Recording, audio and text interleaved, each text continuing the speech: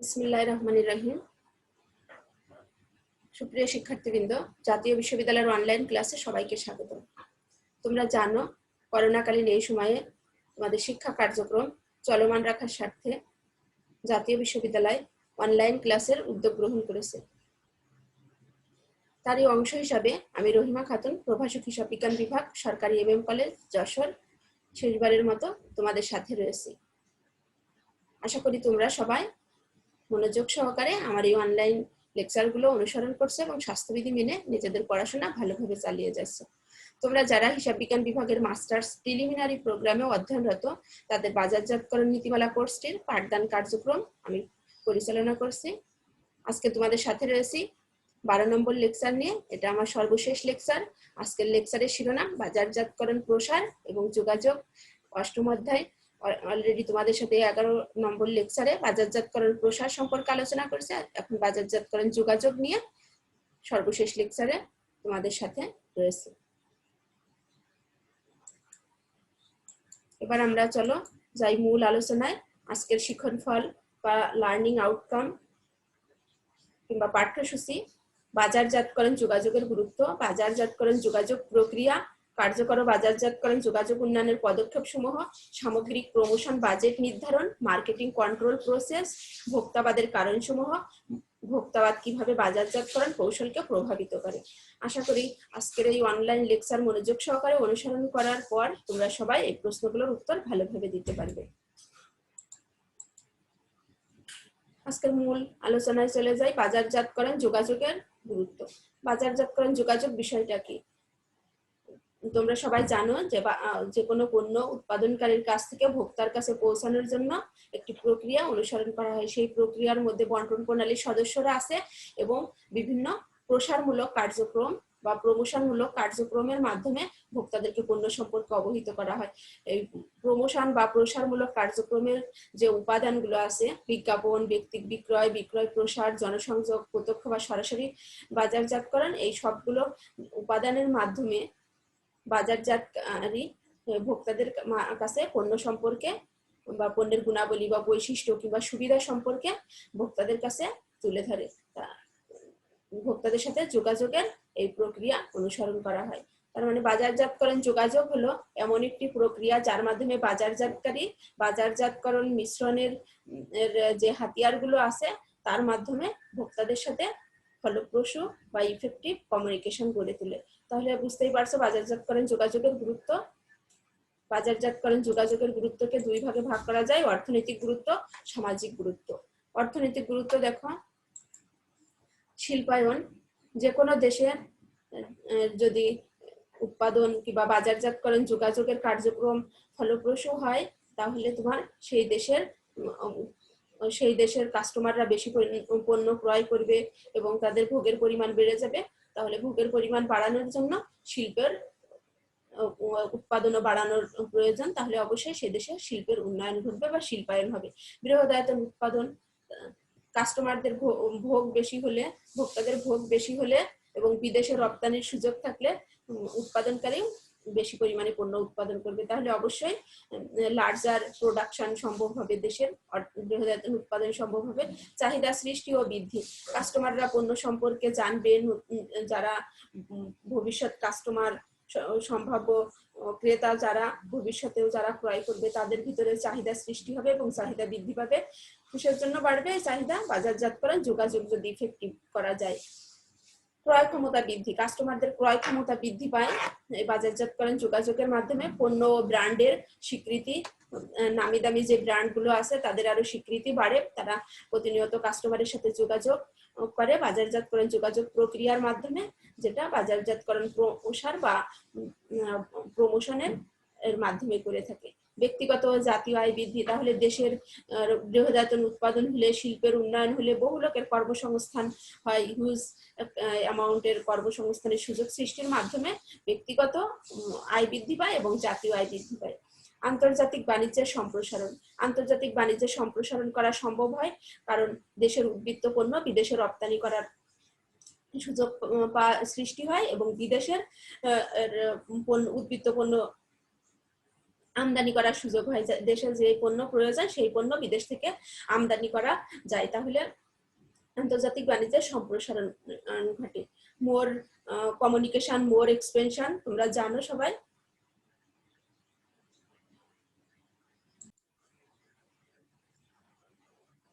তাহলে আন্তর্জাতিক বাণিজ্যের সম্প্রসারণের সুযোগ সৃষ্টি হলো কিভাবে? বাজারজাতকরণ যোগাযোগের মাধ্যমে। সুনাম সৃষ্টি, প্রতিষ্ঠানের যদি বাজারজাতকরণ যোগাযোগের মাধ্যমে প্রতিষ্ঠানের সুনাম সৃষ্টি হয়, কাস্টমারের সাথে যত বেশি কাছাকাছি যাওয়ার সুযোগ সৃষ্টি হবে সেই প্রতিষ্ঠানের গুডউইল তত বেশি বৃদ্ধি পাবে। তাহলে প্রতিষ্ঠানের গুডউইল সৃষ্টিতেও বাজারজাতকরণ যোগাযোগের গুরুত্ব রয়েছে। বৈদেশিক বিনিময়, আন্তর্জাতিক বাণিজ্য ঘটলে অবশ্যই বৈদেশিক বিনিময়, বৈদেশিক লেনদেন বেশি হবে, বৈদেশিক মুদ্রা অর্জনের সুযোগ হবে দেশের জন্য। তাহলে এই সবগুলো অর্থনৈতিক গুরুত্বের অন্তর্ভুক্ত বিষয়। তারপর দেখো সামাজিক গুরুত্ব, বাজারজাতকরণ যোগাযোগ যদি উন্নয়ন সাধন করা যায় তাহলে সব দেশেরই সামাজিক কিছু গুরুত্ব বেড়ে যায়। দেখো কর্মসংস্থান, কর্মসংস্থানের সুযোগ সৃষ্টি হয় দেশের বাজার থেকে শুরু করে বিদেশের বাজারেও বাজারজাতকরণ যোগাযোগের মাধ্যমে অনেক বড় একটা লার্জ অ্যামাউন্ট জনগোষ্ঠীর কর্মসংস্থানের সুযোগ সৃষ্টি হয়। প্রতিযোগিতার সুফল, প্রতিযোগিতার বর্তমান যুগ প্রতিযোগিতার যুগ, প্রতিযোগিতার সুফলের কারণেই কিন্তু আমরা কাস্টমাররা, সাধারণ কাস্টমার যারা আছি, ভোক্তা আছি যারা, তারা স্বল্প মূল্যে পণ্য ক্রয় করার সুযোগ পাই। দেখা গেল সীমিত পরিমাণ লাভে প্রতিযোগী কোম্পানিগুলো তাদের পণ্য বাজারে বিক্রি করে। তাহলে আমরা এই প্রতিযোগিতার সুফল হিসেবে স্বল্প মূল্যেই কিন্তু পণ্য ক্রয়ের সুযোগ পাই, যেটা পাই বাজারজাতকরণ যোগাযোগের মাধ্যমে। বাজারজাতকরণ যোগাযোগ আসলে কাস্টমারদের জন্য একটা আশীর্বাদ স্বরূপ। শিক্ষামূলক গুরুত্ব, বিভিন্ন শিক্ষামূলক গুরুত্ব বাজারজাতকরণ যোগাযোগের মাধ্যমে করা হয়ে থাকে। যেমন আপনার সন্তানকে স্কুলে পাঠান, টিকা দিন, এগুলো বাজারজাতকারীরা কাস্টমারদের জন্য পজিটিভ ইমেজ সৃষ্টির জন্য প্রতিষ্ঠানের এই শিক্ষামূলক কার্যক্রম করে থাকে। তারপর বিভিন্ন বেসরকারি ব্যাংকগুলো বৃত্তিমূলক বিভিন্ন ব্যবস্থা করে শিক্ষার্থীদের জন্য, সেটাও সব এই যে বাজারজাতকরণ যোগাযোগের মাধ্যমে করে থাকে। কাস্টমারদের পণ্য সম্পর্কে কিংবা প্রতিষ্ঠান সম্পর্কে পজিটিভ ইমেজ নিয়ে আসার জন্যই এই শিক্ষামূলক কার্যক্রম করে থাকে। শিক্ষামূলক এই গুরুত্বের জন্য বাজারজাতকরণ যোগাযোগের গুরুত্ব অপরিসীম। জাতীয়তাবোধ জাগানো, আমাদের যে দেশীয় ব্র্যান্ডের পণ্যগুলো আছে তাদের একটা কমন স্লোগান হলো যে দেশীয় পণ্য কিনে হন ধন্য। তাহলে দেশের যে জাতীয়তাবোধ জাগায় দেশীয় প্রোডাক্ট গুলোর, সেটা কিভাবে সম্ভব হয়? যে কাস্টমারদের বাজারজাতকরণ যোগাযোগের মাধ্যমে জাতীয়তাবোধ জাগায় কাস্টমারের ভিতরে। সামাজিক কল্যাণ, সমাজের বিভিন্ন কল্যাণমূলক কার্যক্রমেও অংশগ্রহণ করে বাজারজাতকারীরা, যার মাধ্যমে বাজারজাতকরণ যোগাযোগ কাস্টমারদের সাথে আরো বেশি সম্পৃক্ত হয়। কাস্টমাররাও অনেক বেশি সামাজিক কল্যাণমূলক কার্যক্রমে সুবিধা ভোগ করতে পারে। সচেতনতা সৃষ্টি ও বৃদ্ধি, যে কোনো বিষয়ে পণ্য সম্পর্কে, পণ্যের ব্যবহার সম্পর্কে কাস্টমাররা আগে থেকে সচেতন, অনেক বেশি এখন সচেতন। পরিবেশ বলো, কাস্টমারদের অধিকার সংরক্ষণ বলো, সব ব্যাপারে কাস্টমাররা অনেক বেশি সচেতন। সেটাও সম্ভব হচ্ছে বাজারজাতকরণ যোগাযোগের মাধ্যমে। তাহলে বাজারজাতকরণ যোগাযোগের যে অনেক গুরুত্ব আছে সেটা সহজেই তোমরা অনুমান করতে পারছো। ক্রয় বিক্রয়ের সহায়তা, বাজারজাতকরণ যোগাযোগের মাধ্যমেই কিন্তু কাস্টমারদের কাছে পণ্য সম্পর্কে বিভিন্ন তথ্য দেওয়া হয়, যেটা ক্রয় বিক্রয়ের সহায়তা করে থাকে। তাহলে এই অর্থনৈতিক গুরুত্ব, সামাজিক গুরুত্ব বাজারজাতকরণ যোগাযোগের অবশ্যই অনেক বেশি গুরুত্বপূর্ণ বিষয়। দেখো মার্কেটিং এন্ড কমিউনিকেশন কিভাবে রিলেটেড, ছবিগুলো দেখবে ভালোভাবে। Importance of marketing communication, marketing কমিউনিকেশনের গুরুত্ব, ইনফরমেশন, বিভিন্ন ইনফরমেশন পায় পণ্য সম্পর্কে, পারসুয়েশন, পণ্য ক্রয়ে উদ্বুদ্ধ হয়, ক্রেডিবিলিটি, বিশ্বাসযোগ্যতা আসে, রিইনফরমেন্স,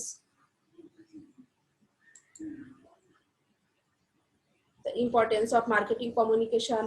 দেখো এখানে একটা স্টাডি পরিসংখ্যান আছে যে in firms where there are merits for marketing communication, there are 13% dissatisfaction rate with marketing. In firms where there are no metrics, যেখানে এই কমিউনিকেশন যোগাযোগ কমিউনিকেশন নাই, সেখানে তোমার ডিসস্যাটিসফ্যাকশন অসন্তুষ্টির হার হলো 37%। আর যেখানে যেই প্রতিষ্ঠানে এই কমিউনিকেশন যোগাযোগ আছে, বাজারজাতকরণ যোগাযোগ আছে, সেখানে যোগাযোগ এই সেখানের কাস্টমারদের ডিসস্যাটিসফ্যাকশন অসন্তুষ্টির হার মাত্র 13%। যেখানে তোমার যে প্রতিষ্ঠান কাস্টমারদের সাথে যোগাযোগ করে না, বাজারজাতকরণ যোগাযোগ প্রক্রিয়া উন্নয়ন করে না কিংবা আদৌ করে না, তাদের কাস্টমাররা অসন্তুষ্ট হলো 37%, আর যারা করে তাদের কাস্টমারদের অসন্তুষ্টির হার মাত্র 13%।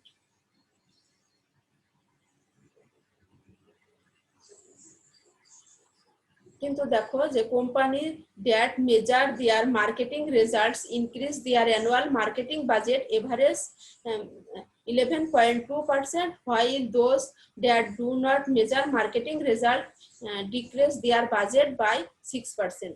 তার মানে এখানে দেখো যে যারা কমিউনিকেশন করে, তাহলে কাস্টমারদের সাথে কমিউনিকেশন কিংবা প্রসারমূলক কার্যক্রম সম্পন্ন করার জন্য কিন্তু একটা ব্যয় বা বাজেটের প্রয়োজন, যেটা যেই প্রতিষ্ঠান করে তাদের বৃদ্ধি পায় 11.2% বৃদ্ধি হয়, আর যারা করে না তারা 6% লেসে থাকে। তাহলে দেখো এখানে অল্প পরিমাণ অর্থ ব্যয় করে কিন্তু কাস্টমার স্যাটিসফ্যাকশন অনেক বেশি পরিমাণে সম্ভব হয়। তাহলে অবশ্যই বাজারজাতকরণ যোগাযোগ অনেক বেশি গুরুত্বপূর্ণ বা অর্থবহ। আর বাজারজাতকরণ সামগ্রিক কার্যক্রমটাই সম্পন্ন হয় কাস্টমার ওরিয়েন্টেড, কনজিউমার ওরিয়েন্টেড হিসেবে, ক্রেতামুখী হিসেবে। তাহলে অবশ্যই বাজারজাতকরণ যোগাযোগ অনেক বেশি গুরুত্বপূর্ণ। এবার দেখি আমরা বাজারজাতকরণ যোগাযোগ প্রক্রিয়া। বাজারজাতকরণ যোগাযোগ অবশ্যই গুরুত্বপূর্ণ। এখন কোন প্রক্রিয়ার মাধ্যমে বাজারজাতকরণ যোগাযোগ করতে হবে এবং সেটা কিভাবে ইফেক্টিভ করা যায় সেই প্রক্রিয়া। তাহলে বাজারজাতকরণ যোগাযোগ একটা প্রসেসের মাধ্যমেই হয়ে থাকে, যেটা স্টেপ বাই স্টেপ অনুসরণ করতে হয়। প্রেরক যে কোনো পণ্য সেবা ধারণা সম্পর্কে যে কোনো তথ্য প্রেরণ করে সেই প্রেরক। তার দেখো এখানে যদি একজন টেলিভিশনে বিজ্ঞাপন দিল যে এই বসুন্ধরা গ্রুপের প্রোডাক্ট সম্পর্কে, তাহলে বসুন্ধরা গ্রুপ হলো এক্ষেত্রে প্রেরক।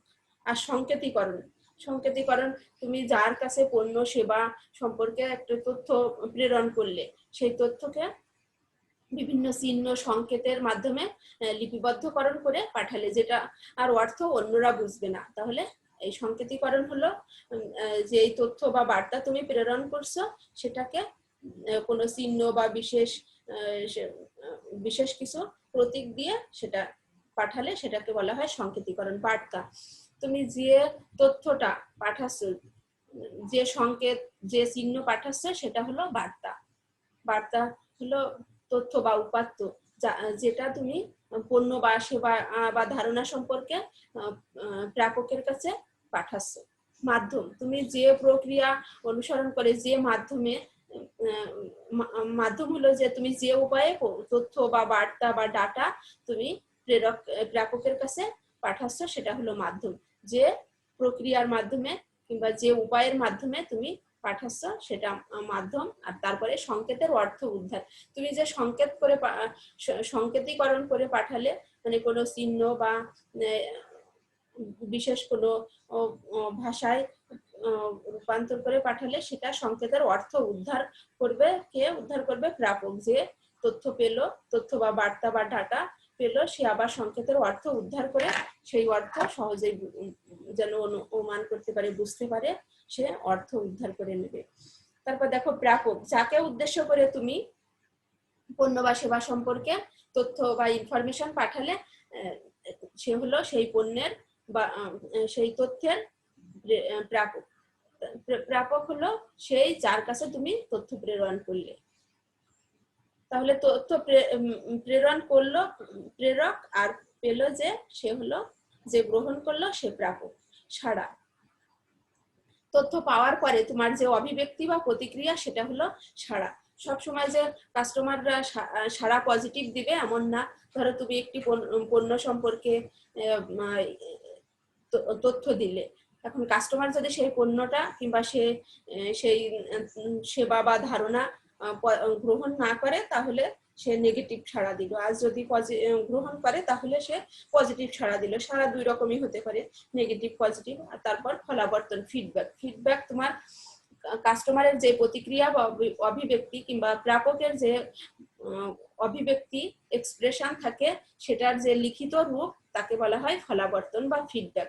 সে আবার লিখিত রূপে প্রেরকের কাছে তথ্য বা ইনফরমেশন পাঠালো। বিশৃঙ্খলা, এখন তুমি এই যে যোগাযোগ প্রক্রিয়া অনুসরণ করলে, যোগাযোগ প্রক্রিয়ার মধ্যে কোনো রকম বাধা বা প্রতিবন্ধকতা আসলে সেটা হলো বিশৃঙ্খলার অন্তর্ভুক্ত। বিশৃঙ্খলা হলো যেমন তুমি টেলিভিশনে একটি বিজ্ঞাপন দেখছিলে আরএফএল গ্রুপের কোনো প্রোডাক্ট সম্পর্কে, কিন্তু হঠাৎ করে বিদ্যুৎ চলে গেল, তাহলে তুমি ওই প্রোডাক্টের কি অর্থ বোঝাচ্ছে সেটা তুমি ক্লিয়ার বুঝতে পারলে না, এটা বিশৃঙ্খলা। কারণ এখানে বাজারজাতকরণ যোগাযোগ প্রক্রিয়ার যে কোনো একটি বিষয়ে যদি কোনো বাধা বা প্রতিবন্ধকতা আসে তাহলে সেটাই বিশৃঙ্খলার অন্তর্ভুক্ত। তাহলে বাজারজাতকরণ যোগাযোগ প্রক্রিয়া প্রেরক থেকে শুরু করে এই বিশৃঙ্খলা পর্যন্ত সমাপ্ত হয়। এটা একটা প্রসেস বা প্রক্রিয়ার অন্তর্ভুক্ত, যেটা প্রত্যেকটা স্টেপ অনুসারে সম্পন্ন করতে হয়। আমরা আরো দেখি যে দেখো বাজারজাতকরণ যেই প্রক্রিয়া, সেন্ডার তথ্য যখন পাঠায় তখন এনকোডিং করে পাঠায়, যে মেসেজ চ্যানেলের মাধ্যমে পাঠায়, মাধ্যমে আবার রিসিভার সেটা ডিকোডিং অর্থ উদ্ধার করে, তারপর রিসিভ করে দেখে আর ফিডব্যাক দেয় কার কাছে, আবার সেটা সেন্ডারের কাছে চলে আসে, যে প্রেরণ করছিল তার কাছে ফলাবর্তন দেয়। আর এর মাঝে এই চ্যানেলের মাঝেও কোনো নয়েজ, বিশৃঙ্খলা, গোলমাল সৃষ্টি হতে পারে, সেটাই যে নয়েজ বা বিশৃঙ্খলার অন্তর্ভুক্ত। এবার আমরা আসি, এতক্ষণ বললাম যে বাজারজাতকরণ অবশ্যই যোগাযোগ করতে হবে। এখন বাজারজাতকরণ যোগাযোগ উন্নয়নের পদক্ষেপ সমূহ। কার্যকর বাজারজাতকরণ, ইফেক্টিভ কমিউনিকেশন তোমাকে করতে গেলে কি কি পদক্ষেপ অনুসরণ করতে হবে। ইফেক্টিভ কমিউনিকেশনের জন্য নাম্বার 1, টার্গেট অডিয়েন্স শনাক্তকরণ, যোগাযোগের উদ্দেশ্য নির্ধারণ, বার্তা প্রণয়ন, মাধ্যম নির্বাচন, বার্তার উৎস নির্বাচন, ফলাবর্তন। প্রথমে তুমি সব প্রোডাক্ট সব কাস্টমারের কাছে পৌঁছানো সম্ভব হয় না, কিংবা সব প্রোডাক্ট সব কাস্টমারের অভাব বা সন্তুষ্টি বিধান করবে, বিষয়টি এমন নয়। তাহলে যে প্রোডাক্ট যাদের জন্য উৎপাদন করবে তাদেরকে আগে তোমাকে আইডেন্টিফাই করতে হবে, মানে টার্গেট অডিয়েন্স, টার্গেট কাস্টমার তোমাকে শনাক্ত করতে হবে। টার্গেট কাস্টমার শনাক্ত করে তাদের সাথে বাজারজাতকরণ যোগাযোগ উন্নয়ন সাধন করতে হবে, তাহলে বাজারজাতকরণ যোগাযোগ ইফেক্টিভ হবে। টার্গেট অডিয়েন্স শনাক্তকরণ, আগে থেকে তুমি টার্গেট করবে যে এদের জন্য পণ্য উৎপাদন করছো। ধরো তুমি বেশি প্রাইসের মধ্যে পণ্য উৎপাদন করলে, একটি ফ্রিজ কোম্পানি ফ্রিজ উৎপাদন করলে, তৈরি করলে, তাহলে যদি ফ্রিজের মূল্য অনেক বেশি হয় তাহলে তুমি উচ্চবিত্তের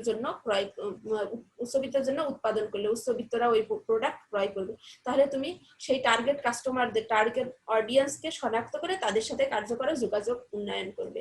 আর যদি তুমি সবার কথা, সব জনসাধারণ, আপামর জনসাধারণের কথা চিন্তা করে, মিডিলম্যানের কথাও চিন্তা করে পণ্য উৎপাদন করো, তাহলে সেইভাবে যোগাযোগ করতে হবে। আবার কিছু কিছু কোম্পানি আছে, ফ্রিজ কোম্পানি আছে, যে যারা অল্প মূল্যে ফ্রিজ দিচ্ছে গ্রামীণ প্রত্যন্ত অঞ্চলের মানুষদেরকে টার্গেট করে। তাহলে টার্গেট অডিয়েন্স আগে তোমাকে শনাক্তকরণ করতে হবে কার্যকর বাজারজাতকরণ যোগাযোগ উন্নয়নের জন্য। তাহলে তার পরবর্তী বিষয় দেখো যোগাযোগের উদ্দেশ্য নির্ধারণ। যোগাযোগের উদ্দেশ্য নির্ধারণে দেখো অবগতি, জ্ঞান, পছন্দ, অগ্রাধিকার, প্রত্যয়, ক্রয়। এটা একটা চিত্রের মাধ্যমে আমরা একটু দেখে আসি। দেখো স্টেপস ইন ডেভেলপিং ইফেক্টিভ কমিউনিকেশনের মধ্যে দেখো ডিটারমিনিং দ্য কমিউনিকেশন অবজেক্টিভস, আগে নির্ধারণ করতে হবে যোগাযোগের উদ্দেশ্য। উদ্দেশ্য দেখো যে প্রথমে আসবে অ্যাওয়ারনেস, পণ্য সম্পর্কে তুমি কাস্টমারকে পণ্য সম্পর্কে সচেতন করবে, অ্যাওয়ারনেস, কাস্টমার পণ্য সম্পর্কে অবগত হবে।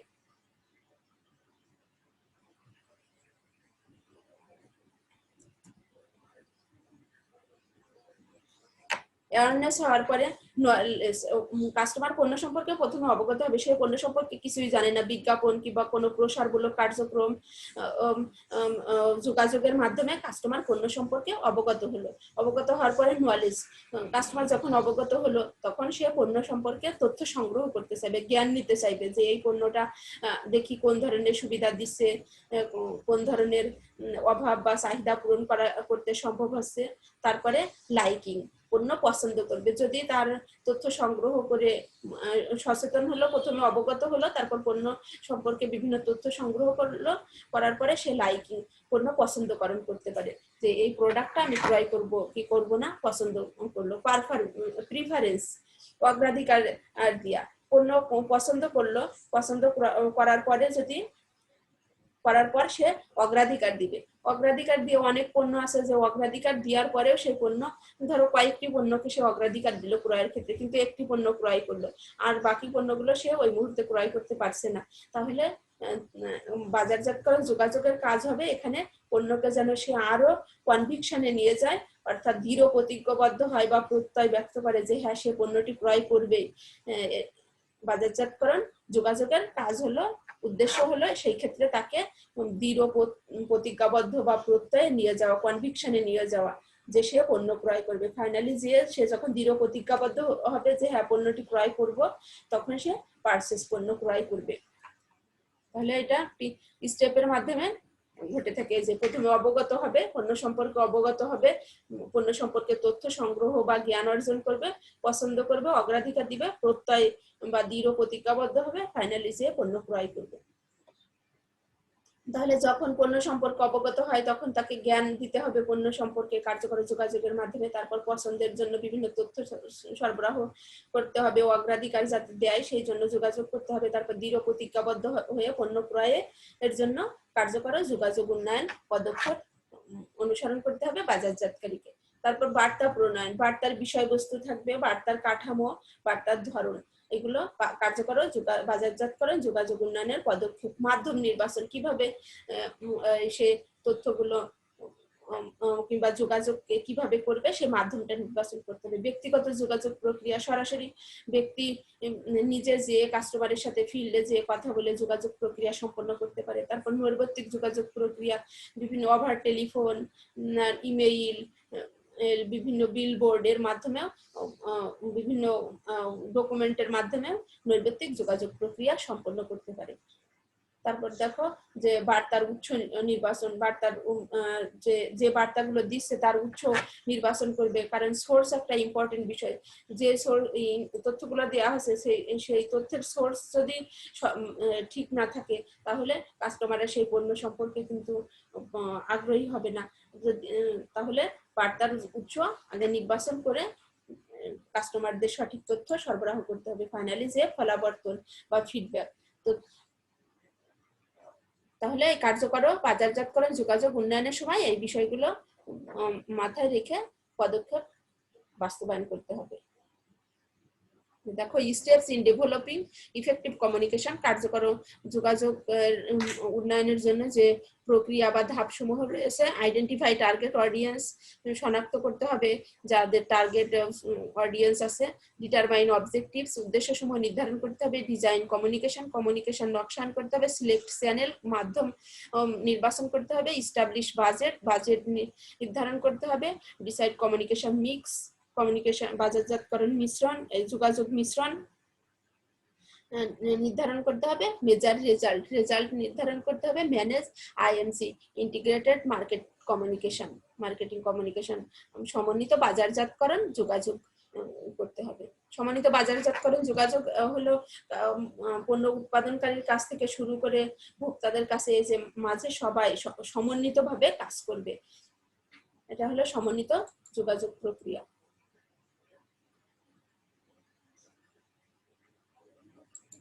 এবার দেখো তার পরেরটা, ডেভেলপিং ইফেক্টিভ মার্কেট কমিউনিকেশন, এগুলো একটু দেখে নিবে ভালোভাবে।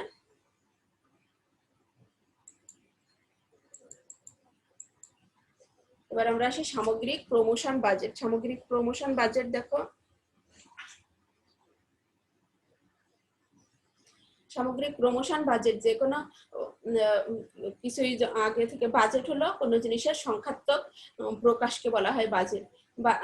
জানো যে প্রমোশনমূলক কার্যক্রম সম্পন্ন করার জন্য অবশ্যই বাজেটের প্রয়োজন হয়। তাহলে এই যোগাযোগ প্রক্রিয়াটা সম্পন্ন হয় কিন্তু প্রমোশনের মাধ্যমে, প্রমোশন বা প্রসারমূলক কার্যক্রমের মাধ্যমে বাজারজাতকরণ যোগাযোগ প্রক্রিয়া হয়ে থাকে। এই যোগাযোগ প্রক্রিয়া সম্পন্ন করার জন্য বা প্রমোশন কার্যক্রম পরিচালনার জন্য অবশ্যই প্রমোশন বাজেট প্রণয়ন করতে হয়। তাহলে বাজেট কিভাবে নির্ধারণ করা যায়, একটি প্রতিষ্ঠান কিভাবে এই সামগ্রিক প্রমোশন বাজেট নির্ধারণ করতে পারে তার পদ্ধতিগুলো দেখি। সামর্থ্য ভিত্তিক পদ্ধতি, প্রতিষ্ঠানের যেরকম সামর্থ্য তার ভিত্তিতে নির্ধারণ করাকে সামর্থ্য ভিত্তিক নির্ধারণ পদ্ধতি বলা হয়। যেমন যে প্রতিষ্ঠানের সামর্থ্য বেশি সেই প্রতিষ্ঠান বেশি প্রমোশন বাজেট নির্ধারণ করতে পারে, আর যে প্রতিষ্ঠান অপেক্ষাকৃত দুর্বল, মূলধন কম, তারা কম প্রমোশন বাজেট নির্ধারণ করবে। তাহলে সামর্থ্যের ভিত্তিতে প্রতিষ্ঠানের সামগ্রিক প্রমোশন বাজেট নির্ধারিত হয়। বিক্রয়ের শতাংশ পদ্ধতি, বিক্রয়ের পার্সেন্টেজের উপরে নির্ভর করে যে প্রমোশন বাজেট নির্ধারণ করা হয় সেটা বিক্রয়ের শতাংশ পদ্ধতি। দেখো বিক্রয়ের শতাংশ পদ্ধতিকে আবার 3 ভাগে ভাগ করা যায়। অতীত বিক্রয়ের শতকরা হার পদ্ধতি। অতীত বিক্রয় ধরো 2020 সালে 2019 সালের বিক্রয়কে ভিত্তি হিসেবে ধরে বাজেট নির্ধারণ করা হলো। ধরো 2019 সালে একটি প্রতিষ্ঠানের বিক্রয় ছিল 10 লক্ষ টাকা। এখন প্রতিষ্ঠান স্থির করলো যে 2020 সালে এসে প্রমোশন বাজেট নির্ধারণ করবে 2019 সালের বিক্রয়ের 5%। তাহলে 2020 সালের প্রমোশন বাজেট হলো 10 লক্ষ টাকার 5%। তারপর দেখো ভবিষ্যৎ আনুমানিক বিক্রয়ের শতকরা হার পদ্ধতি। 2020 সালে ধারণা অনুমান করবে বা 2021 সালের কথা যে ভবিষ্যৎ কিংবা 2021 সালে পণ্য বিক্রয় করব 20 লক্ষ টাকা। তাহলে 20 লক্ষ টাকার 5% এই বছর 2020 সালের জন্য প্রমোশন বাজেট নির্ধারণ করলে এটা ভবিষ্যৎ আনুমানিক, মানে অনুমান করে যে ভবিষ্যৎ বিক্রয়ের উপর অনুমান করে একটা শতকরা হার পদ্ধতিতে প্রমোশন বাজেট নির্ধারণ করা। সংযুক্ত হার পদ্ধতি, অতীত বিক্রয়ের যে শতকরা এবং ভবিষ্যৎ বিক্রয়ের যে শতকরা আছে এটাকে দুইটাকে যোগ করে গড় করে নেওয়াকে সংযুক্ত শতকরা হার পদ্ধতি বলা হয়। তারপর দেখো প্রতিযোগিতামূলক সমতা পদ্ধতি। প্রতিযোগিতামূলক সমতা পদ্ধতি কোনটা? যে একটি সমজাতীয় প্রতিষ্ঠান যখন পণ্য উৎপাদন করে তখন তারা প্রতিযোগী প্রতিষ্ঠান হয়।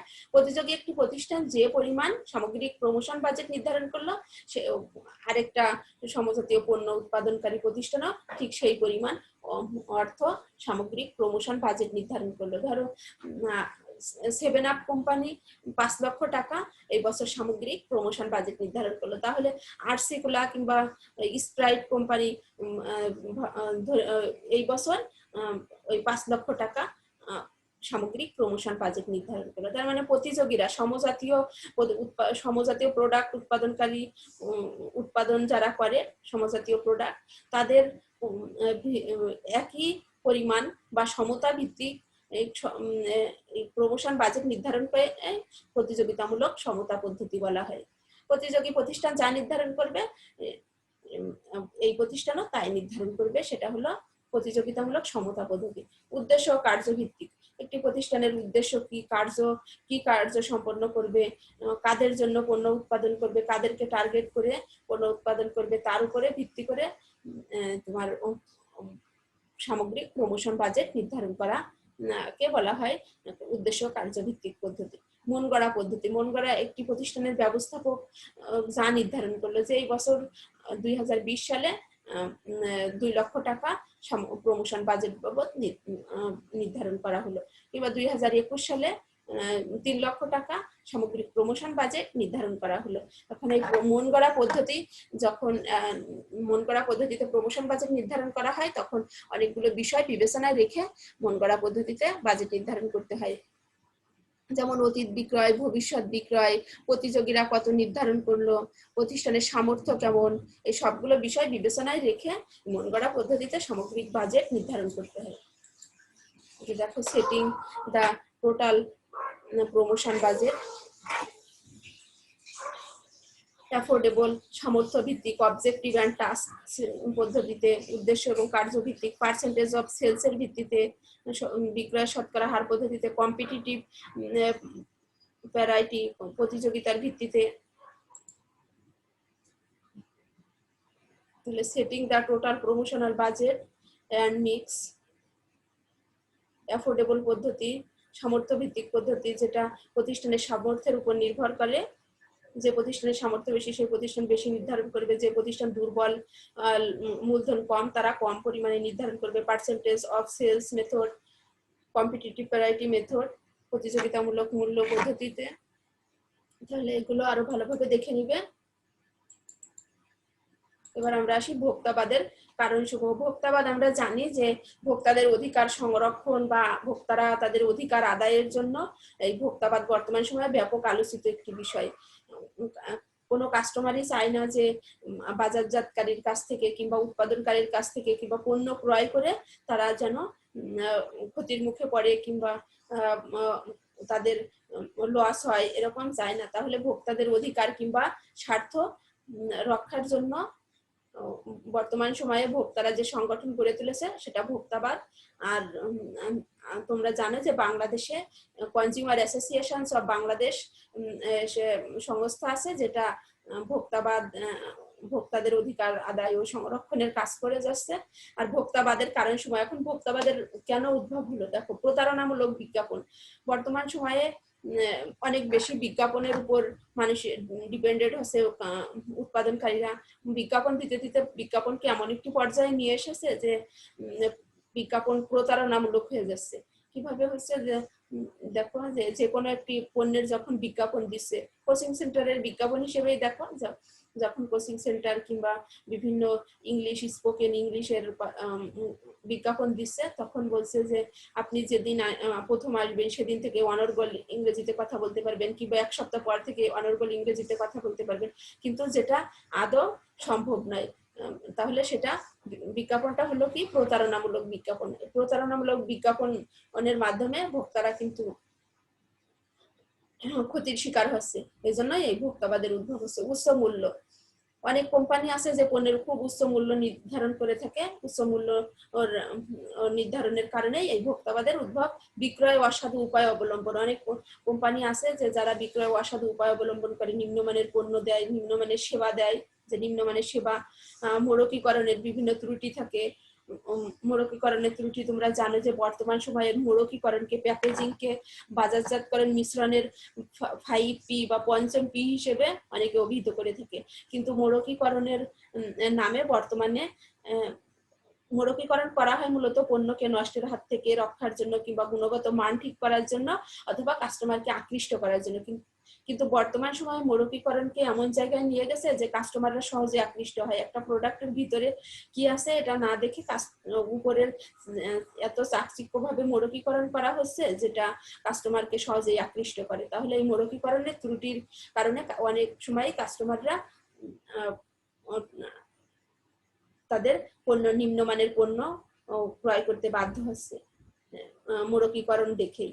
তাহলে ভোক্তাদের অনেক বেশি ক্ষতি হচ্ছে বা লসের মুখে পড়ছে। এই জন্য এই ভোক্তাবাদের উদ্ভব। তারপর নিম্নমান ও ক্ষতিকারক পণ্য, নিম্নমান সম্পন্ন পণ্য দিচ্ছে অনেক উৎপাদনকারী, বাজারজাতকারী ক্ষতিকর পণ্য বিক্রয় করছে। বিক্রয়ে প্রতারণা, বিক্রয়ের সময় যেরকম বলে সে পরবর্তীতে দেখা গেল যে বিক্রয়ের প্রতারণা করে। তথ্যের অভাব, বিভিন্ন তথ্য গোপন রেখে পণ্য বিক্রয় করা হয়। এই সবগুলোর কারণেই মূলত ভোক্তাবাদের উদ্ভব হচ্ছে। যোগাযোগের অভাব, যোগাযোগ যখন পণ্য বিক্রয় করে তখন একরকম যোগাযোগের প্রক্রিয়াটা একরকম দেখায়, কিন্তু পরে আদৌ যোগাযোগের প্রক্রিয়া সেরকম থাকে না, কিংবা কাকে ধরবে যোগাযোগের কোনো চ্যানেল থাকে না, যোগাযোগের অভাব থাকে। উচ্চ চাপের মাধ্যমে বিক্রয়, কাস্টমারদের অনেক সময় প্রেশারাইজ করে পণ্য বিক্রয় করা হয়ে যায়। তাহলে এই সবগুলোর কারণেই তোমার ভোক্তাবাদের উদ্ভব হয়েছে বা ভোক্তাবাদের এই কারণ এইগুলো। তারপর দেখো ভোক্তাবাদ কিভাবে বাজারজাতকরণ কৌশলকে প্রভাবিত করে। ভোক্তাবাদ যখন উদ্ভব হয়েছে তখন ভোক্তাবাদ অবশ্যই বাজারজাতকরণ কৌশলকে প্রভাবিত করে। কৌশলে প্রভাবিত করে কি কি করে? বাজারজাতকারীকে ক্ষতিকর পণ্য বাজারজাতকরণ নিষিদ্ধ। বর্তমানে ভোক্তাবাদের কারণে ক্ষতিকারক পণ্য বাজারজাতকরণ নিষিদ্ধ। নিরাপদ পণ্য প্রাপ্তি, সহজেই নিরাপদের জন্য পণ্য পেয়ে যায় কাস্টমাররা, ভোক্তারা সেই দিকে খেয়াল রেখে বাজারজাতকারীকে বাজারজাতকরণ করতে হয় পণ্য। নকল পণ্য রোধ, নকল পণ্য অবশ্যই রোধ করছে ভোক্তাবাদরা। তারপর দেখো ত্রুটিপূর্ণ মোড়কিকরণ বাতিল, বিভিন্ন ত্রুটিপূর্ণ মোড়কিকরণ যেটা আছে সেটা বাতিল করা হয়, যেন অতিরঞ্জিত করে বিজ্ঞাপন না দেয় কিংবা মূল্য মোড়কিকরণ সঠিকভাবে করে। ওজনে প্রতারণা এড়ানো, অনেক সময় ওজনে কম দিয়ে প্রতারণার আশ্রয় গ্রহণ করে। তাহলে এইসব তোমাকে বাজারজাতকরণ কৌশলকে প্রভাবিত করে।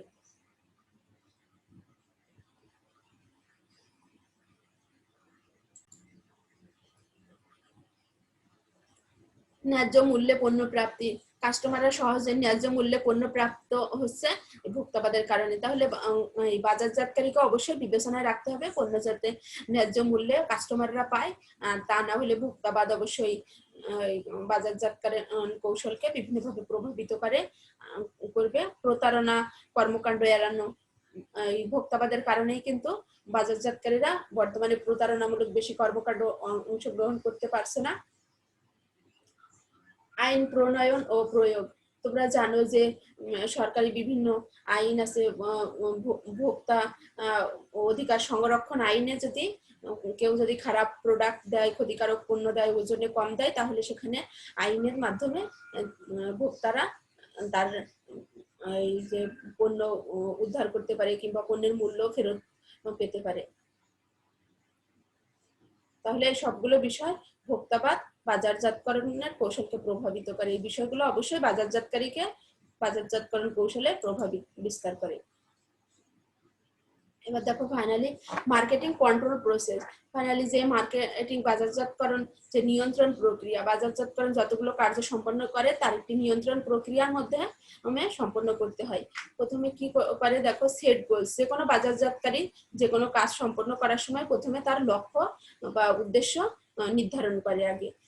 What do we want to achieve, company বা সে কি অর্জন করতে চায়, ওই প্রতিষ্ঠান কি অর্জন করতে চায় সেটা আগে সেট গোলস লক্ষ্য নির্ধারণ করবে।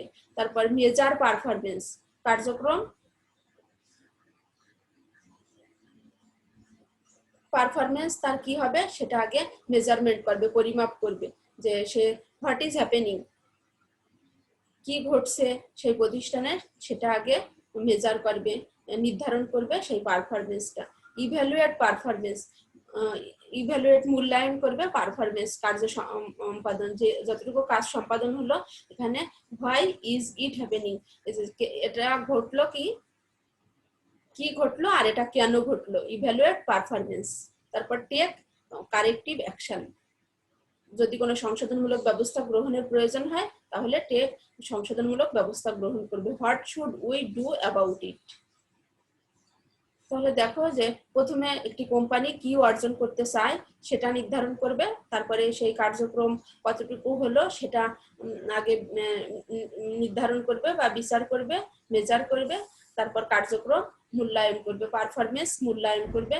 আর যদি কোনো সংশোধনমূলক ব্যবস্থা যদি যেটা নির্ধারণ করেছিল কিংবা যে প্রক্রিয়ায় কাজ সম্পন্ন হয়েছে তার মধ্যে কোনো যদি সংশোধনমূলক ব্যবস্থা গ্রহণের প্রয়োজন হয় সে সংশোধনমূলক ব্যবস্থা গ্রহণ করবে। এই পুরো প্রসেসটা মার্কেটিং কন্ট্রোল প্রসেসের অন্তর্ভুক্ত।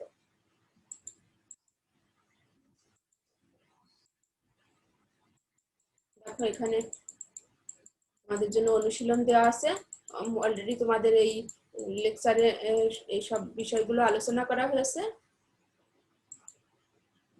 তোমরা আরো বেশি বেশি বাসায় অনুশীলন করবে।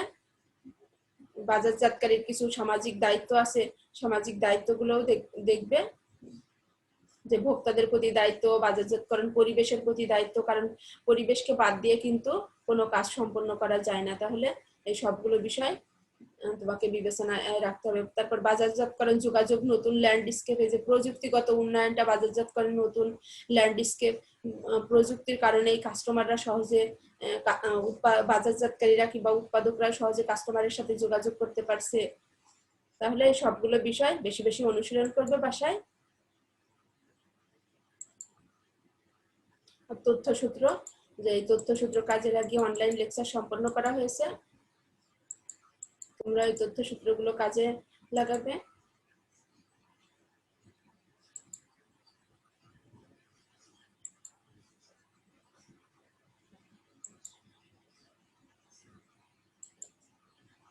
এতক্ষণ আমার সাথে থাকার জন্য ধন্যবাদ সবাইকে। সবাই স্বাস্থ্যবিধি মেনে পড়াশোনা ভালোভাবে চালিয়ে যাও আর বাসায় বেশি বেশি অনুশীলন করো। ধন্যবাদ সবাইকে। আল্লাহ হাফেজ।